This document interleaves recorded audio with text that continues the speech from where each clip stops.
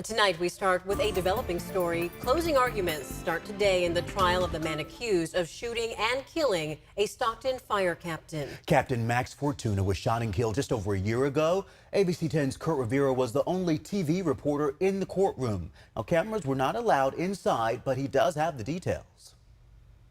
In his closing arguments, San Joaquin County Deputy District Attorney Elton Grau dramatically pounded his fist 5 times to emphasize the number of shots fired by defendant Robert Somerville on January 31st last year. Quote, "These shots were meant to kill," Grau told the jury. On display in the courtroom, the jacket worn by Stockton fire captain Max Fortuna that fateful day. Grau saying, quote, "The owner of the jacket is no longer here. That is why it has a hole in it." We got shot active in the building. Firefighters responded to a call of a dumpster fire next to a warehouse around 4:45 a.m. on a dead-end street at the corner of Washington and Aurora Streets near downtown. Fortuna and another firefighter were using electric saws on a large metal roller door to gain access into the building.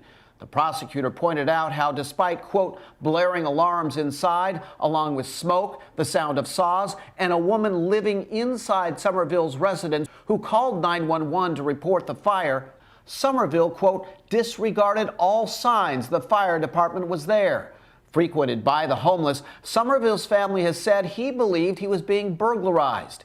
In a police detective interview played in the courtroom, Somerville said, quote, "I wasn't trying to shoot anybody, just to scare them off."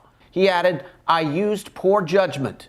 But at the start of their closing arguments, the defense countered that Robert Somerville acted in self-defense. Defense attorney Russell Humphrey pleaded his case before the jury, saying, quote, "If Mr. Somerville knew the fire department was in the back lot, obviously Mr. Somerville would not have fired that weapon."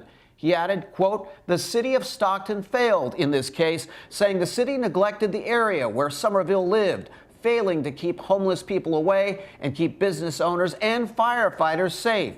Quote, it's a symbol of the failure that leads up to the tragedy." The defense continues its closing arguments tomorrow, with the prosecution having a chance at rebuttal. The case will then go to the jury.